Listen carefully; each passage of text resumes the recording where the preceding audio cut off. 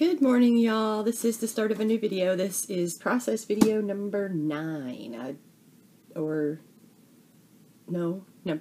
10. Anyway, it'll be at the beginning of the video.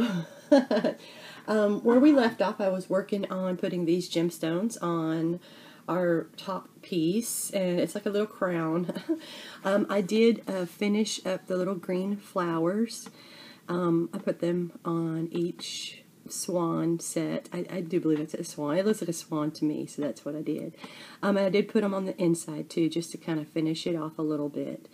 But I think it turned out really cute. I like it so far. And the bottom is still silver. I didn't do anything with that. I think I'm going to leave it as it is. And then on the bottom, I was playing around with, I did put some of these diamond-shaped ones down here. I put them all the way around, and I put some little resin hearts in there, and they're just little resin hearts that I got off of eBay. I don't know if you can see those. I think you can. And I'm probably going to do more in here, but that's what I have so far. So what I need to do is I need to, you do not glue this down, right? Because this spins, I believe. Well, maybe this part does not spin. No, it does. It spins. Okay. So this does not get glued down, to my knowledge, because you do want it to spin. So that is pretty much done there. And I'm going to work on these little mirrors that I'm going to put back now, because that bottom piece is pretty much done.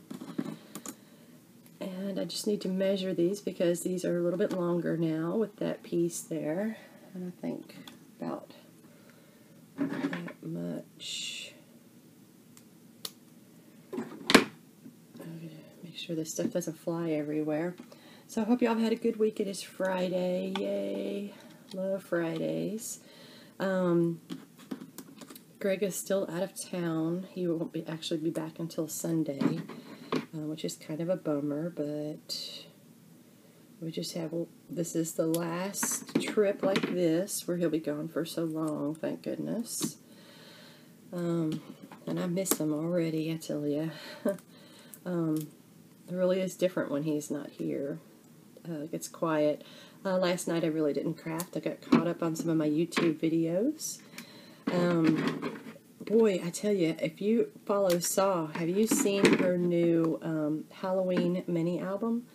It is so cute. I have so many projects, but I may have to buy that.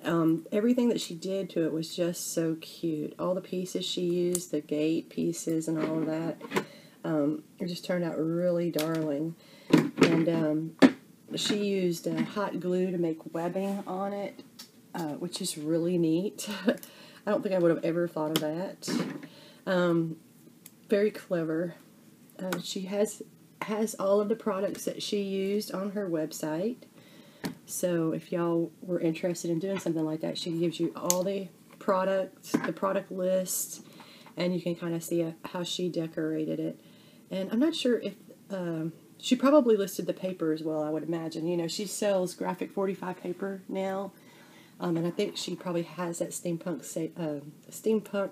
spells paper, which is what she used. But it was really cute. Last year at Halloween, I could have kicked myself. I didn't buy any of that paper, and I wished I would have. Not just the steampunk spells, but the other designer Halloween paper. There was so many cute papers last year. But I didn't pick up any, I don't recall. So I just put a little bit of glossy accents on there, not a whole lot, just in a few spots to make sure that it adheres properly, because you saw how easy it came up, so we don't want that. It'll be falling off. It'll be a nice humid day, and it'll all fall off. And I'm just doing every other. Okay.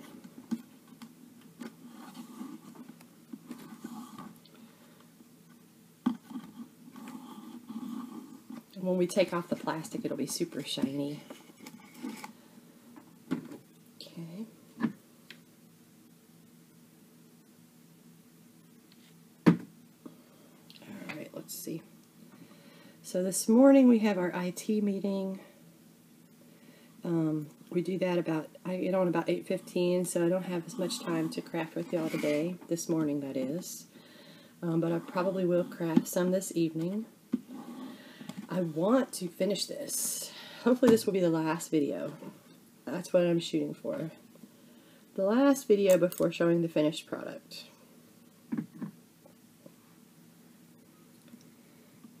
And I've had a lot of fun doing this. And it has really taken my mind off of some things I probably don't want to dwell on at the moment. So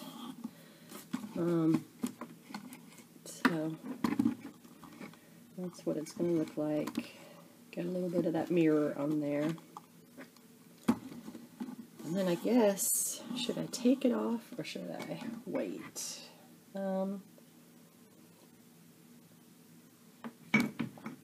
I think we can take off the plastic covering. You probably want to wait as long as you can, though, just so you don't get fingerprints all over it. But I think, hopefully we are beyond that. And this is so pretty. Yeah, this is so mirrored. I mean, this paper is really neat. I think it was 7 Gypsies, I want to say. It was in the same area as 7 Gypsies when we got it at Joann's. But see how shiny, how mirror-like it is?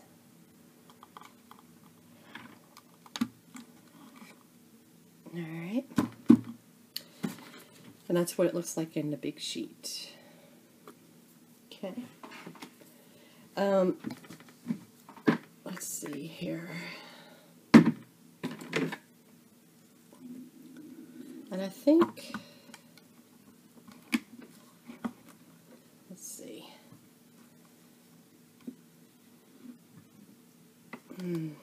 I had this idea, and I don't know if it'll work, but it's kind of one of those things, if I do it, I have to do it all the way on all of the animals.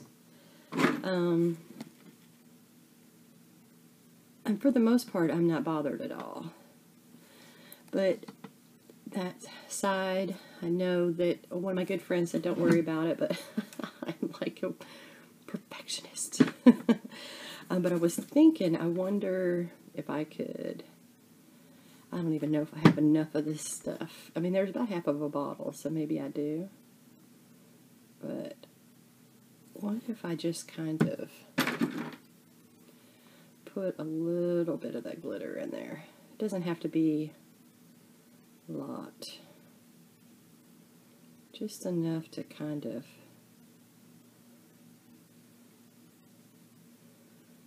see what we get.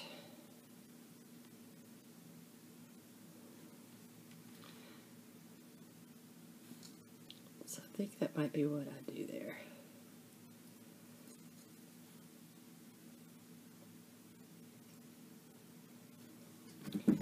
I do need to check all my paper pieces too to make sure that they are going to stay there forever. And hopefully this doesn't lift the paper.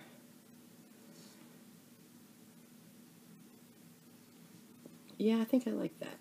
Just simple. It's nothing too much. Just that way if you look down in it, it won't be just so blank.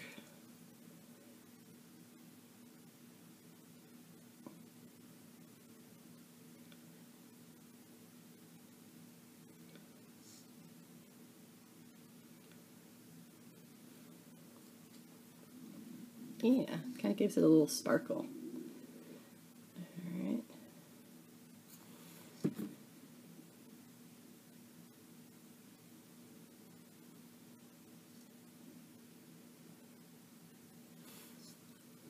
And I don't even really think I have to go all the way around. I mean, I could if I wanted. I could just do it lightly. just to give it that effect.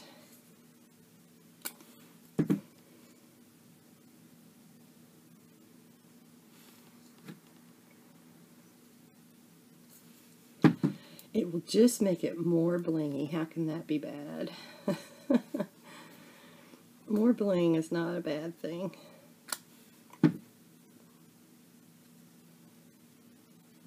Alright, so I just did it really lightly. I think that'll be cute when it dries. So I think I can do that.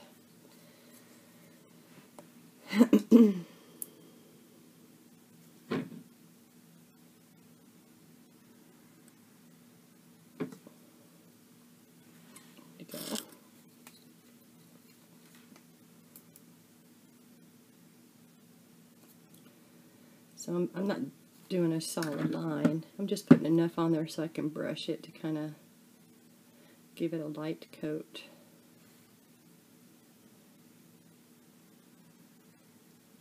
Painting it on. Yeah, see? Just real lightly. And that finishes my ends. My sides. I'm not going to worry about the hangover paper because the paper, the fussy cutting of the paper does kind of make the shape of the animal too. And I'm afraid that if I were to try to start cutting on it, I might mess up the shape when I have a pretty good cutting of the animal. So what I'm going to do is just lightly put some glitter on the board, on the wood sides, just to give it a little bit of oomph.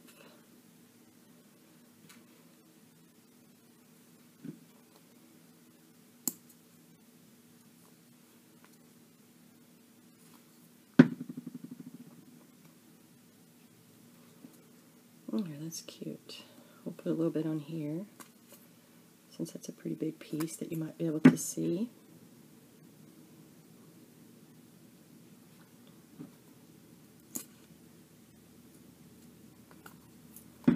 I'm trying not to get it on the paper itself.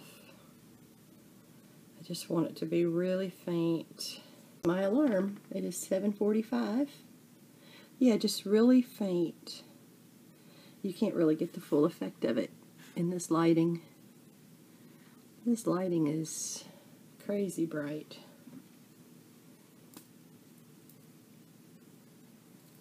I'll put some in his neck there, because here we go. See, just a little bit in there.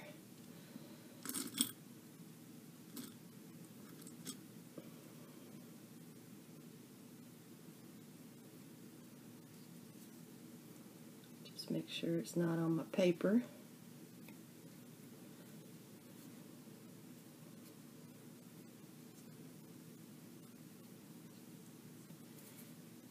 Okay.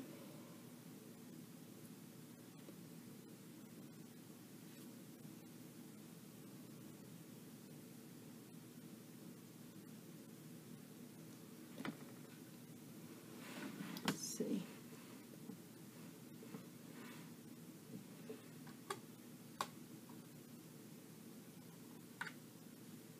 Yeah, it's cute. All right. Uh-oh. I'm not even going to say it. Why can't I remember the name of this animal? I'm like resistant. Oh. Oh well. I need to read up on this animal. Oh.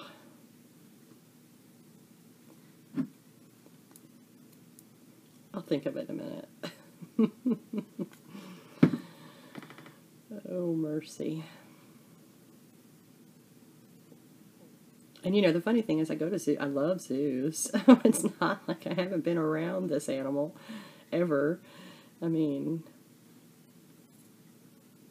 as much as I would love for you to know that it is not my fault, it probably is. My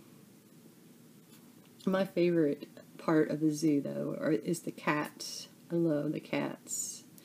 And what else? Obviously, the zebras and the giraffes. Those are cool. And the elephants. Oh, and the apes. Love the apes. I've gone to the zoo a lot. It was one of the things I used to do when I was younger, when I would move to different places, is go to the zoo. You know, by myself. I had fun with that. It's kind of like going to an art museum. I love going to art museums. I can go by myself too. I used to work for an airline, and sometimes I would do day trips. I used to go to Philadelphia, and I tell you what, if you like art and you've never been to Philadelphia, they have a wonderful art museum. They have every artist that you've ever heard of and more. I mean, it's a really neat museum. It's a metropolitan museum for sure. And my favorite art now, I've gone through stages. And as you can tell by my channel name, Dolly, that was named after my dog. Her name was Dolly. But that was right during my Salvador Dali phase. So at one point in my life, I did like the surrealism. That was when I was really younger. And then I kind of, I love the library, y'all. I don't know if y'all go to the library, but the library is the most cool. I mean, it is such a gift to have a library. And, honestly, when I always thought that if I didn't marry or have kids or whatever, if I were to pass away and have a lot of money, I would probably leave it to the library. I was going through a stage in my life. I was younger, and I wasn't, going out or anything like that. I was a pretty responsible young adult for the most of my young adult life, not for the entire time, but when I had transferred and moved away from Memphis, and then I found myself in Cincinnati, I went through some phases where I just, I didn't really do, a lot of stuff outside of work. For a time, I did that. And so what I would do is I would go to the library, and I would get DVDs there. They have all types, or they used to. I don't know if they still do, but DVD movies, you can get DVDs. Oh, a lot of PBS stuff, because I love Masterpiece Theater. Probably one of my favorite things to watch. I love Jane Austen, and anything like that. So, any of that old period stuff I love. But anyway, so they had this whole lecture series from a college. I don't know what college it was. This whole lecture series about art and the progression or the changes in art. And I did the whole entire series. Now, I had to dedicate a lot of time to that. There were hours and hours of DVDs. But it was the most interesting thing, because I learned about different painters, and I learned about different styles of painting. Impressionism, for instance. Like, I just love Impressionism now. I never did until I saw that lecture series. And I think the reason I like it so much is because it makes perfectly good sense to me. I mean, when you would go and look at an impressionistic painting, you would you don't, unless you know the background of why they painted that way, you don't really understand why things are kind of blurry, why the images are not so clear and crisp. But the idea was that they had to capture an image so quickly, so they would paint it to the best of their ability. And there were usually moments that were occurring in time, right? So they'd be at a park or something like that. But that was the reason why it wasn't so clear, is because they were just painting like madmen. They were just trying to get this feeling, this image that they were looking at on canvas, and they didn't have 4 weeks to do it, And I'm sure that's not the same case for everybody, but that's that's the main teachings behind Impressionism, I believe. I mean, I didn't actually go to school for that, but like I said, I did that whole series, and that's what I took from the series. So now I look at Impressionism much differently. I appreciate it much more, and I think it's really neat. And I'm more apt to buy something that is Impressionism than I am that's just a clear landscape, you know. But anyway, so if you ever get bored, I say go to the library. I learned how to knit at the library. They have like classes and stuff.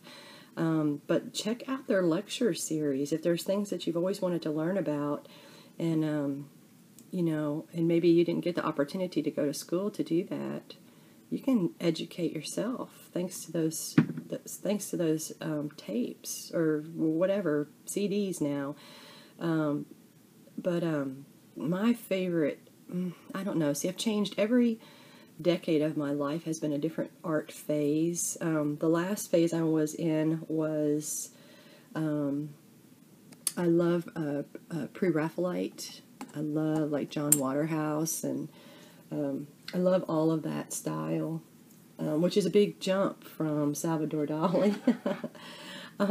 Totally different. But I love that. And then I would say that my latest, I mean, if like I had to, would be, I really am into the Deco period right now, and I don't know if there's a title for that type of art, but I love bronzes and like Urte. I love all of that. I guess maybe that's a modern art thing. Not really sure, but so that's where I'm at. I would say today. I still love my Impressionism. I didn't my Pre-Raphaelite. I didn't grow up out of the Pre-Raphaelite like I did the Surrealism. I still appreciate Surrealism. It's just not one of my things that I look for anymore. But, you know, I love my dog. So that's why I chose that name. Pre-Raphaelite is really interesting, and that would be like John Waterhouse. And just to kind of give you, if you're not sure about John Waterhouse or Pre-Raphaelite, it's usually paintings that have like knights in it, you know, like knights in shining armor. And they're very clear. They're not impressionistic. They are very clear images of very particular scenes back in the Pre-Raphaelite period. Pre-Raphaelite, there's a really neat story. If you're interested in art at all and like to read about it, there's a really interesting story about it. They were rebellious. Back, I don't know what the year is. I guess it was probably the 1800s. I think so. There was, but the queen would dictate how something was painted. She would dictate the colors that you would use, the subject matter that you would use. And back in that day, painting was a very royal thing. I mean, you know, mostly people that were royal or somehow related to royalty, those were the paintings that you would see. So this group of people who were very talented went against the queen's wishes, and they started painting common people, and they are the most beautiful paintings. There's like Rossetti, John Waterhouse. There's a whole group of like, I think I want to say like, don't quote me because it's been so long since I've read the story, but about 8 men or something that started the movement. So a lot of, you know, a lot of the scenes are of just common people doing common everyday things. And so when you look at that, you may not realize what the subject matter is, but it's actually, it's really cool that they captured those moments, or else they wouldn't be there. I mean, because, you know, back then they they might have had photographs, but it wasn't really the same thing. Like, I think you had hand-painted miniatures, right? I mean, I would have to find the year of that.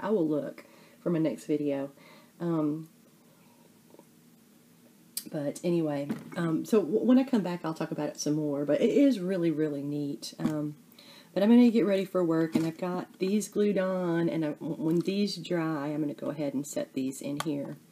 And that's all we really need to do for the construction of this carousel. I think we're getting to be about done, which is amazing. I know, it's taken so many videos. It's kind of leany, but that's okay. I wish I had my Pre-Raphaelite book with me. I have a whole bunch of books, art books, that that I like to read, but very interesting. And there's a lot of, you know, drama in that era too.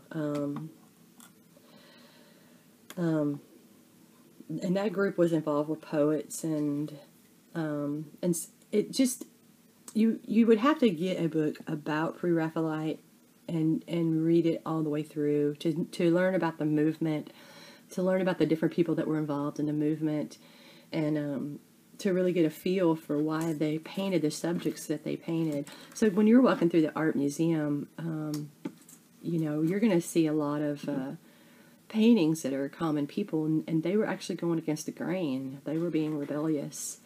There's so many names, and I can't think of any of them right now, but anyway, so I'll kind of do a little bit of research on that if you're interested at all, because I just think it's really neat. All right, I'm going to pick this up, and I'm going to show you real quick what it looks like. Hi y'all, it's Susan, and I just wanted to show you what it looks like. I've got it in a brighter room so you can see the colors, and I'm sorry for the shaking, but this is what we have so far. It's really cute. I really like it, and you can see the little resin pieces behind. They're not overly obvious. And the other day I went to the thrift store, and I found this little glass giraffe. It was 99 cents, and you know, nobody was going to buy that, I guess, because it's not complete. But I mean, but you know how hard it is to blow glass. So what I was thinking was that I would put that on top of here, and voila, look at that. Isn't that cute? And I'm also thinking, sorry if I'm making y'all dizzy, I have some of these flowers, which I'm thinking I'm going to put around the base. I think I'm going to do some flowers inside there. Not sure yet, but that's what we've got so far. And I just wanted to show you how cute this was. You see the base. I'll go ahead and take this down. I'll turn it around so you can see some of the other animals.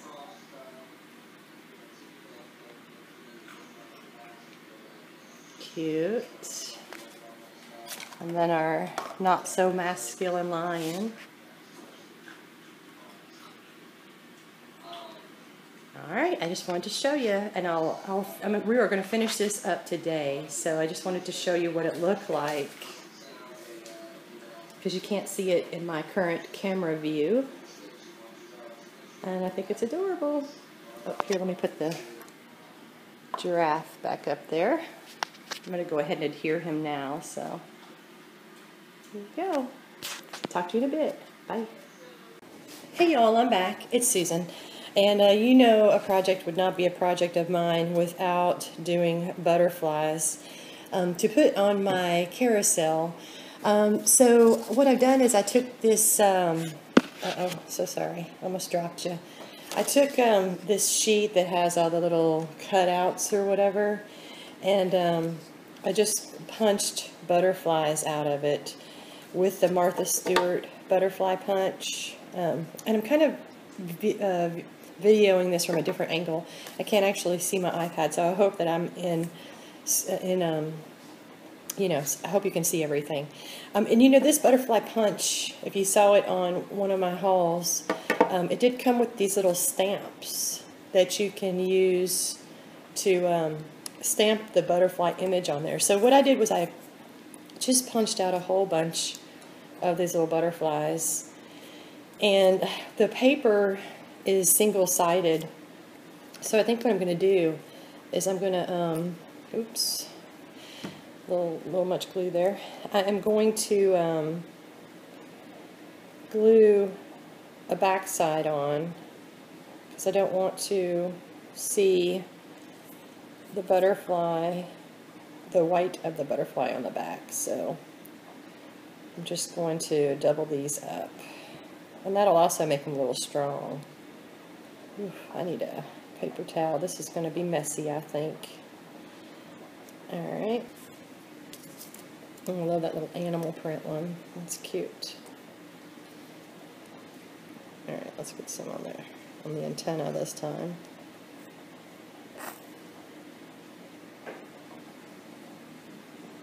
I think you could just use regular glue. I'm using quick dry adhesive, so like I said, I think it could be drying just a little bit too quick for my taste before I can get my wings all lined up.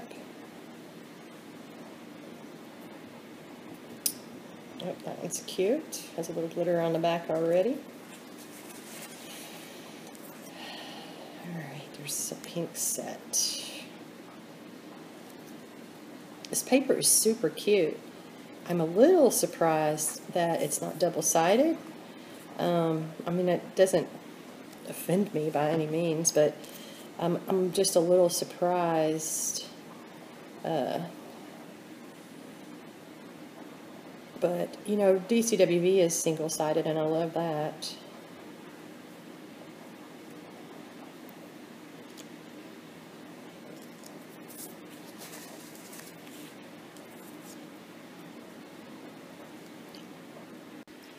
Alright, I'm back. I did find, let's see, what I think we're going to do, y'all, is I think we are going to, emboss these instead of stamping them with black ink. Originally I was thinking black ink, and then I changed my mind. I think we're going to emboss them. So I just got to take off this plastic cover here, because there is a plastic cover on here, which is very difficult to take off. Wow. I think it's child-proof. It's really hard to take off. I hope I don't rip my stamp. It's not coming off easily at all.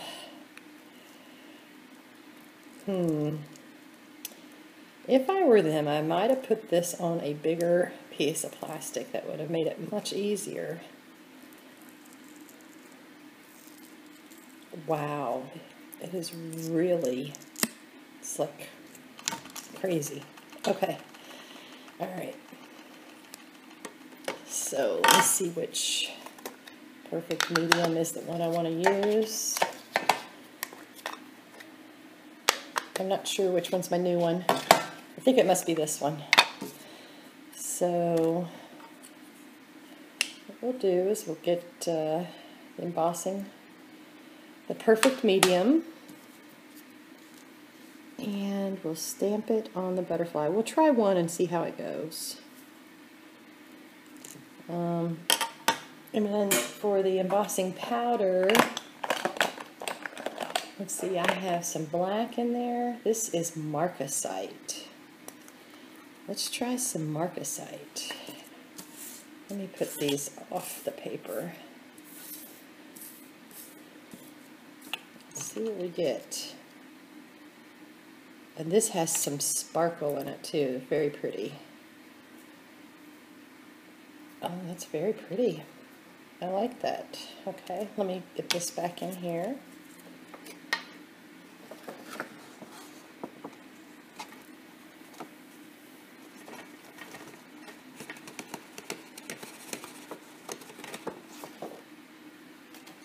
Okay. And let me put this over here.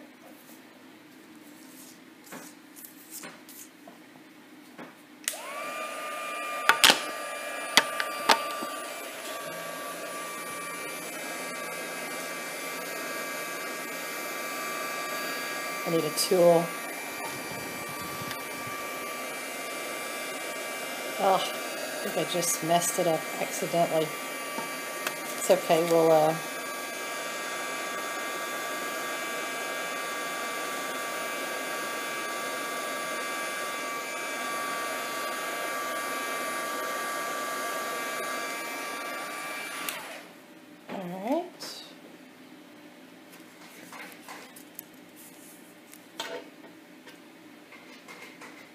I think it's cute.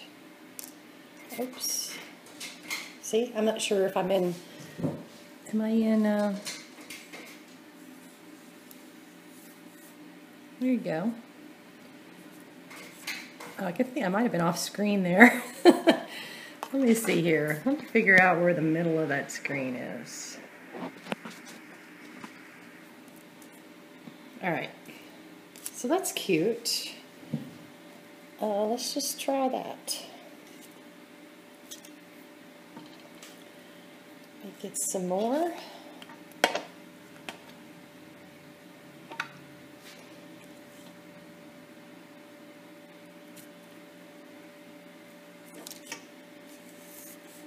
Put that there.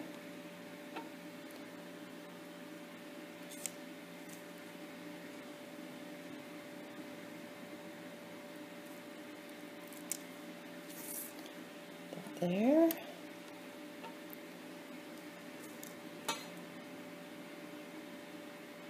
And some of these already have glitter on them, but I don't think that that will affect it. Alright, so I did look up Pre-Raphaelite real quick, and it was founded in 1848 by 7 people, and 7 men.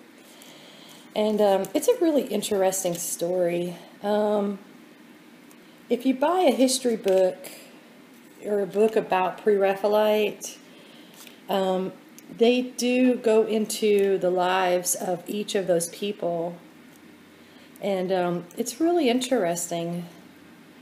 One of them, I think it was Rossetti. There's a couple of Rossettis, but I think it was...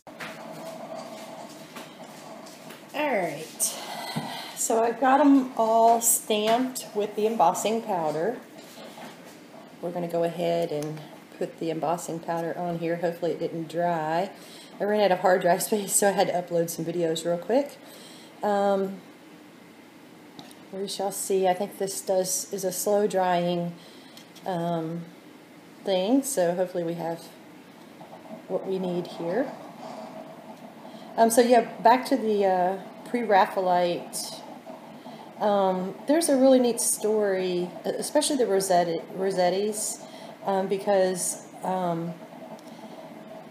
the Rossetti model or muse, one of the Rossettis, I believe, was actually married to the muse. The one, if y'all looked it up and you saw the pictures, you would probably recognize a lot of them. Oh, there's my phone. I will be back. It's a busy day today.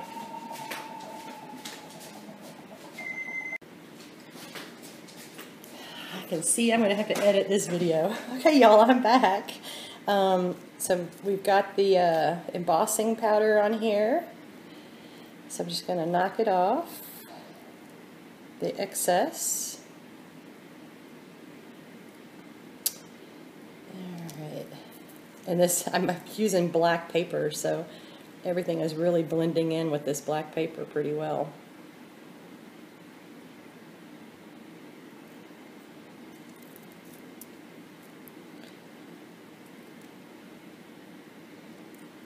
And they're not perfect, but they're going to be folded, so that one's pretty perfect right there.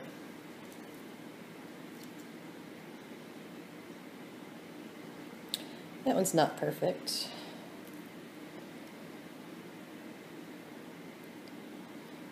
That one's almost perfect.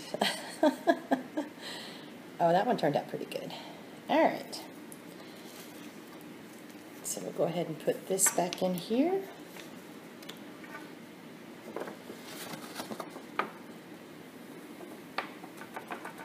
And y'all, this embossing powder is Stampendous.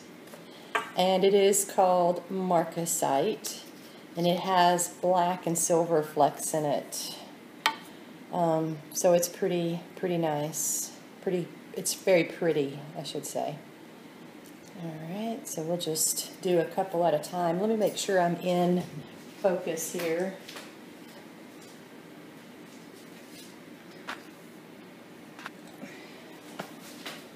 Alright, much better. And I still didn't get a tool, so we will try to do this without a tool. Go ahead and heat up the iron, or the heater thingy.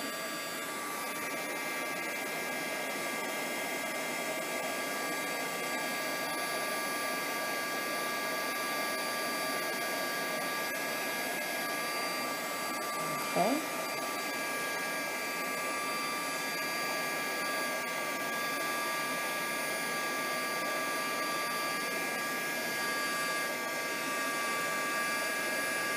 I tell you what, that Stampendous embossing powder is one of my favorites. Not that I'm very experienced in it, but out of the couple of different brands of embossing powders that I have tried, I always go back to the Stampendous. But I use them for this type of application, so I don't really do cards yet. So if I were stamping sentiments or something like that, I'd probably might like a different one. Oops. Well.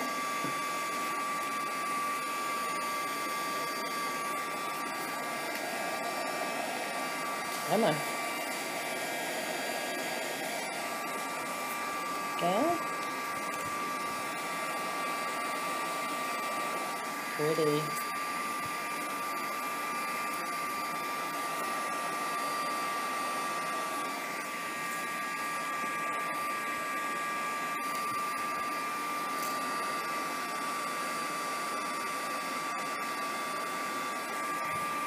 Alright, I think that's it. That one that was perfect. And they definitely have a lot of interest. Alright. And I think what I'm going to do is I'm going to see if I have a stamp that I can use to get rid of some of that white. I'll be right back. Alright, I said stamp, but I actually meant ink. And I use the archival. This one may be about dried up, I'm not sure. I do have the black soot. I just use the archival for some reason. I like the depth of the black. So, you know, everybody's different. And I have always used the black. I was going to try to go with like a different color, but you know, maybe I will try that.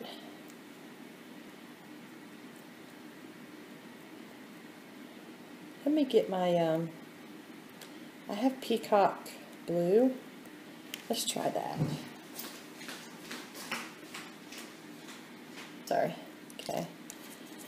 I think that gives it interest. It's a blue, but it's a blue-green rather. It's a peacock color. So actually, I may like that color on my animals as well. I don't know, I'll have to think about that.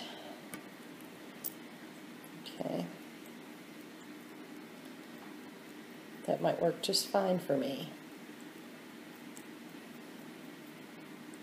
But I saw the prettiest butterfly the other day, y'all, in Florida. It was a yellow and black striped butterfly. I need to look it up, but it was almost like zebra stripes. I mean, I've never seen a butterfly that looked like that before. It was very beautiful.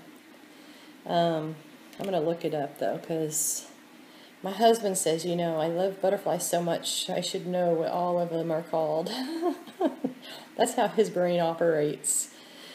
He loves birds, and I tell you, he can name every single bird, sometimes just by listening to the bird.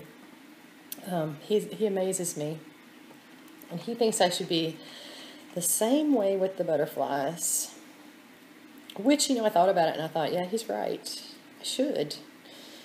That makes sense to me. Oh, see, I even love that. I love the way that turned out. It's not perfect, but I just love the way the colors look. Alright, so we've got that. And I will get my project and see if you can see it with the iPad the way that it is, but I don't know that you will be able to. But basically what I'm going to do is I'm going to fold them all. And the way I do that is I just take my fingernail and put it on one side of the body and then put the fingernail on the other side of the body just to kind of give it that little butterfly look.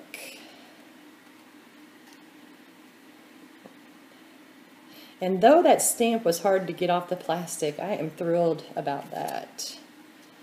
I just think that is the neatest thing. So I really like that whole punch and stamp combination, especially for the butterflies. It gives you so much flexibility to, it's a multi-purpose tool, which is what I'm all about, multi-purpose. As crafters, we have so many tools that are specific for something. And as crafters, we try to figure out how it is not specific for that one thing only. We try to make it a multi-purpose tool because we have to justify the expense somehow. And this is definitely a multi-purpose tool. Oh, those are just so pretty. I hope y'all can see them. I just love them. I think they're going to look adorable on the carousel. Oh, let me see if you can see all those.